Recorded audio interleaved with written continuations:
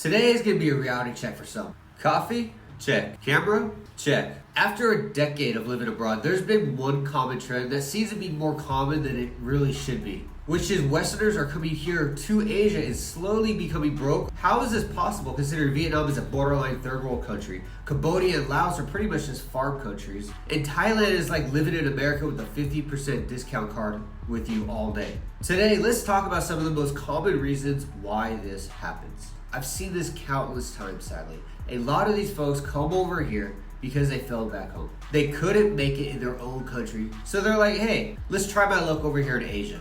But guess what? Bad behavior and decisions don't just disappear. You can't just pack up your problems in a suitcase and leave them behind. It doesn't work that way. And when you're in a foreign country, it's even worse than if you're back home in your own country. You don't have your usual support system, and you're not as connected as you were back home. So what do? You start making even worse decisions. You think, I'm just gonna blow my money on some booze and women, that'll solve all my problems. It doesn't, and you wake up the next morning feeling even worse than you did before.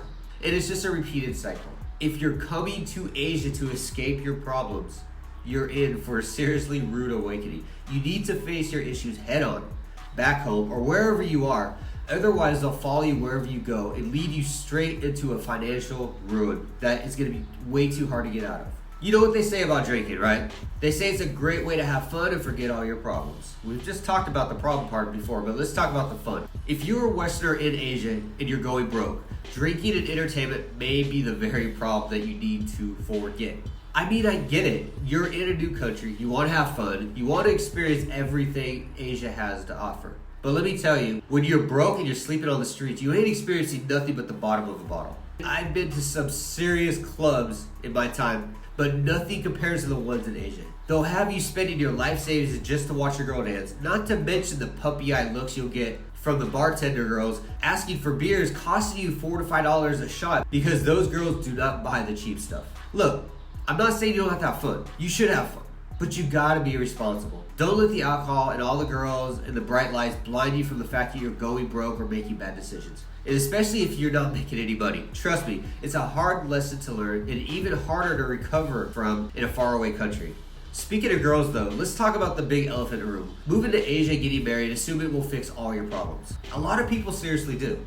Let me tell you something, man. Lowering your standards is not going to fix your problems. It's just going to create new ones. I mean, don't get me wrong. Love is great. Love is beautiful. But if you're only getting married to someone because you think it's going to solve your financial problems, your living situation, or extend some type of visa agreement that you have with the government, then you're up for a rude awakening. And what's with the lowering of standards? You think just because you're in a new country, you gotta settle for less. If you don't respect yourself, nobody else is gonna seriously respect you. Focus on your goals. That way, when you do find love, it'll be totally worth it.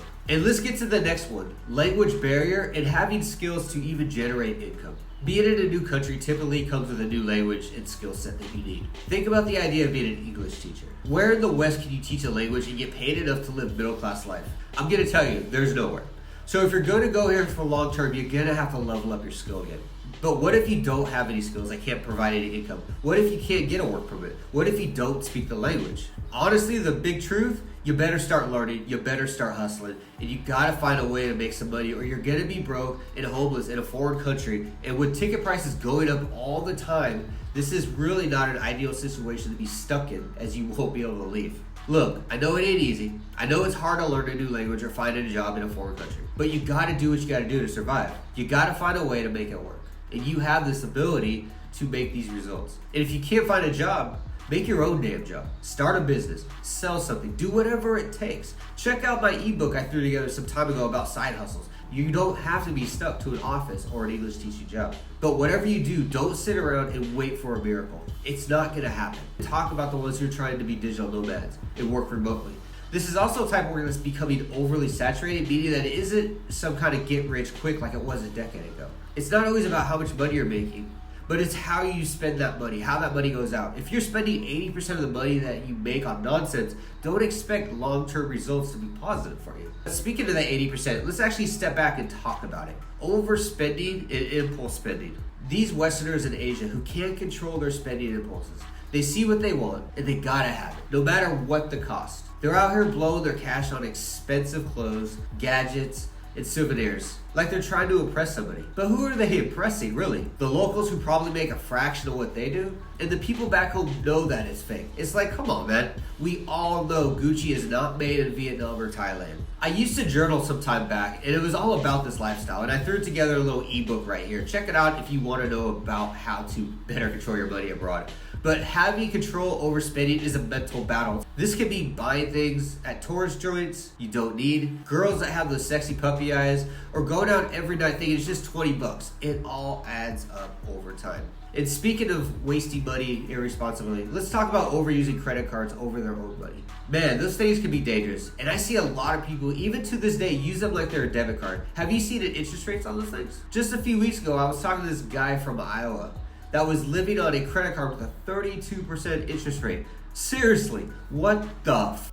You come to Asia with just a couple of cards in your wallet and suddenly you're living like a king, buying all sorts of things that you don't really need. And before you know it, you've maxed out your credit limit. And what's worse is you're not even using your own money. You're just racking up debt that you'll have to pay back later with interest. Imagine dropping $3,000 with 32% interest rate. So I mean, in all, I hope it was worth it. And let's talk about those side fees. You know those little charges that they tack on for foreign transactions? They might seem small at first, a few cents here and there, but they add up real fast. Be careful of those credit cards. Use them wisely or you'll end up regretting it later. If you're coming out here for a vacation, just save up for it. If you're coming out here to live or work long term, have aside 2 or 3 months of cash to hold you down so you don't need to use that credit card immediately. And the worst thing you can do is come here broke, desperate for work. The sharks will smell it from a mile away and you will have no leverage on getting a job out here. And honestly, having extra money around is not only important for avoiding credit card nonsense, but it's also from underestimating the cost of living abroad. It's not what you expect all the time. We've all seen those videos, even I've done them on the cost of living in Asia, but things fluctuate, and so does what you do. Not many Westerners are moving to Vietnam to live like a Vietnamese. Just because living may be lower than the West, it doesn't mean that everything is dirt cheap. You still need to pay for food, transportation, and lodging. And those costs can add up quickly. And let's not forget about the hidden costs. Those little expenses you don't even think about until they hit your wallet. Like getting a visa, buying travel insurance, or even just exchanging currency. These things seem small, of course, but they can really eat at your total budget over time.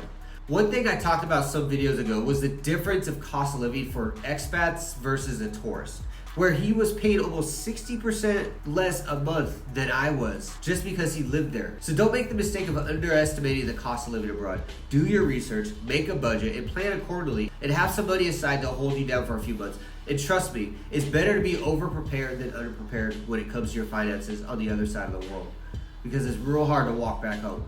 Now, I'm not trying to be Captain Obvious here, but let's break it down for you. If you want to travel to Asia, you need to have money. And not just enough to cover your plane ticket, but enough to cover your living expenses as well. A lot of Westerners make the mistake of not saving up enough money before they come out here. They assume that they'll be able to find work right away and start earning some money. But that's not always the case, especially if you don't have the right skills or qualifications. Also, a crazy fact many don't learn until they get out here is that teaching English is becoming less demanding for Western native English speakers. Speakers such as Filipinos, Africans, and Indians are starting to take a lot of these positions for cheaper salaries and are more qualified on paper than you and me even are. They have degrees in teaching English. You need to do your research before you go. Find out what jobs are in demand, what qualifications you need to work legally, and what are the average salaries for the chosen profession that you decided that you want to do when you get out here. It's seriously a hustle out here, man. And even for your salary, it's going to be a hustle. There's never anything set in stone. Make sure you have enough money saved and you've done your research. Trust me, it'll save you a lot of headaches down the road as things come up and blindside you unexpectedly almost all the time. Travelers come over here with this perceived notion of living their own life.